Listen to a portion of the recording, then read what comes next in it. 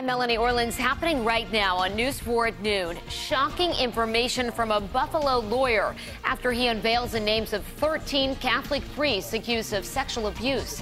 The staggering number of names that could be added to the list. We had a little bit of a teaser going on out there this morning as to what's to follow tonight and tomorrow. I'll let you know how much snow is going to add up when I come back with my Ford forecast. And Rex's removal, the shocking way Secretary of State Rex Tillerson says he found out he was out of a job. News 4 at noon starts right now. Live in high definition, this is Western New York's news leader. Now, News 4 at noon.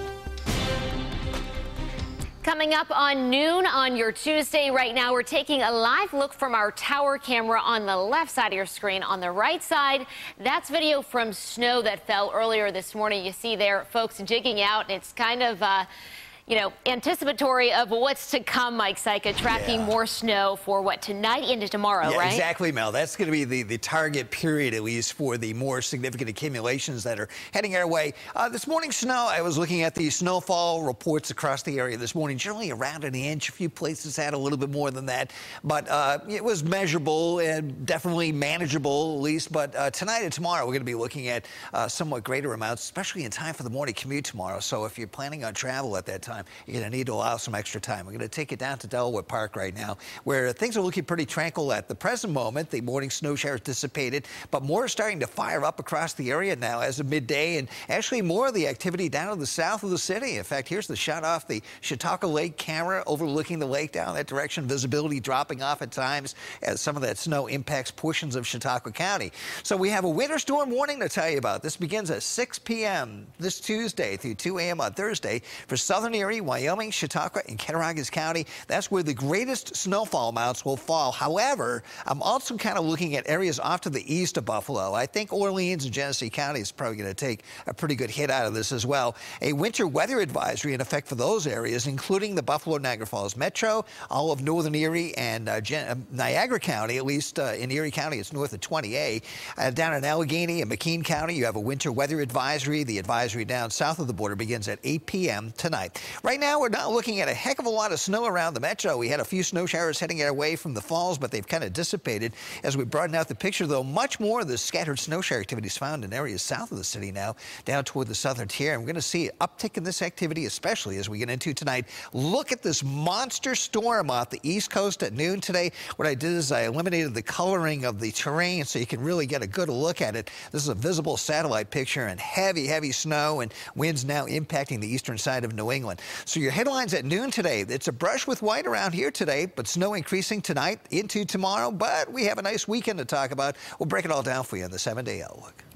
Mike, thank you. Western New Yorkers are bracing for yet another wallop of winter weather. If you were out earlier, you might have noticed snow during the morning commute. News 4's Katie Alexander is live outside our studio right now in North Buffalo. Katie, how's it looking? Well, Mel, right now it's actually pretty okay. There is some snow falling, but it's falling pretty lightly, not really sticking anywhere around me. Tonight and into tomorrow morning, it is going to be a very different picture. It's unbelievable this year. Like last year, I got my snowblower maybe twice last year, but this year it's out a lot of time. I used it a lot this year. It keeps coming down and coming down and coming down. You know? And so once again, the grounds crew at the University of Buffalo's North Campus spent hours this morning cleaning all the snow up. I hate it. It's time for it to come to an end. A lot of people around Western New York probably feeling the same after the latest round of snow to hit during the busy morning commute. We saw big backups across the area from the Kensington to the 190, where the snow seemed to follow commuters from Niagara Falls and Grand Island right into the city. Niagara Falls Mayor Paul Deister tweeting around 8 o'clock this morning to let the Erie County executive know about what was on the way. And the delays weren't just on the roads either. The boards at the Buffalo Niagara International Airport had several cancellations and delays, mostly for flights to and from Boston and New York City, where yet another nor'easter is wreaking havoc. Passengers we talked to say that's not surprising. It's what happens on the East Coast in March particularly, so. And let's face it, snow happens in Western New York in March too. 5 more days or 4 more days before spring. I believe it when I see it. Yeah, me too. Me too. All things considered, today's taste of winter weather really wasn't so bad. But it has left a bad taste in the mouths of people who know they'll be right back at the snow removal tomorrow. Yeah, the next couple of days aren't looking too good, but hopefully that's the last of it. I'm sick of it. I've been sick of it about a month ago. Personally, I'm not sure. I'm totally sick of the snow. Yet after all, I moved to Buffalo because I do like snow within reason. And we will, of course, be out in the snow all day tomorrow for you. Starting on Wake Up, checking out the morning commute. Make sure you are tuned in to News 4. For now, reporting live, Katie Alexander, News 4 at noon. All right, Katie, thanks. Looks like we had a little glimmer of sunshine there in North Buffalo. Other towns in Erie County also saw snow overnight. Cars were covered with a dusting at Pickford Avenue in Tonawanda. And because of the snow expected over the next day or two, Town of Tonawanda officials are asking people to remove their cars from the street and park in their driveways so plows can remove the snow. You're asked to do this tonight and tomorrow. New at noon, a man accused of attacking his own attorney has been charged with felony assault while confined in a correctional facility and attempted assault. Erie County Sheriff Tim Howard made the announcement about an hour ago. 54-year-old Mark DeBlino is accused of assaulting Joseph Terranova during a closed-door meeting at the Erie County Holding Center. We spoke with Terranova yesterday. He says he's still recovering from his injuries.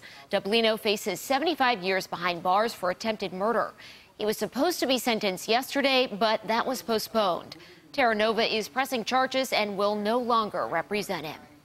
Also new at noon, we're working to learn more details about a one-car crash in Buffalo. It happened at Chelsea Place between Northland and East Sullivan at about 8:30 this morning.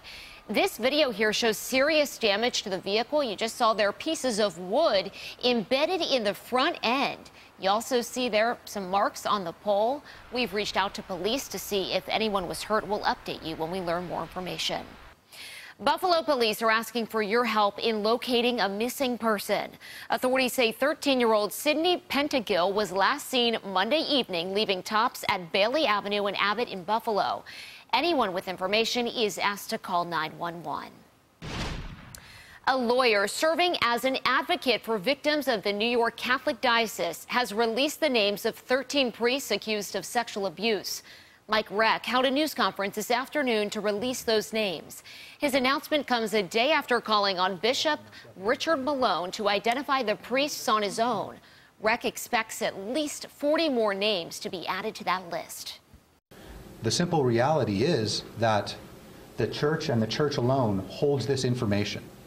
And up until today and through today, they have kept this information secret and kept it away from the survivors who vitally need the acknowledgement and the public who is entitled to the safety protocols that come along with the disclosure. Because I know Bishop Malone has not said if he'll identify any of the priests accused of sexual abuse. We'll have more on this announcement tonight on News 4 at 5 and 6. Big news this afternoon from the White House. President Donald Trump has removed Rex Tillerson as Secretary of State and replaced him with current CIA Director Mike Pompeo. The announcement was made on Twitter following months of speculation surrounding Tillerson's role in the Trump administration. Weijia Jiang has more. President Trump has fired his Secretary of State. We got along actually quite well, but we disagreed on things. Rex Tillerson and the president have been at odds almost from the very beginning, and rumors of his departure have been swirling for months. We disagreed on things. When you look at the Iran deal, I think it's terrible. I guess he thought it was okay. I wanted to either break it or do something, and he felt a little bit differently. Tillerson didn't know he was being fired until President Trump sent out this tweet. The president's choice to replace Tillerson is CIA Director Mike Pompeo, who comes to the White House almost every day to personally deliver the president's intelligence briefing. Tremendous energy, tremendous intellect. We're always on the same wavelength.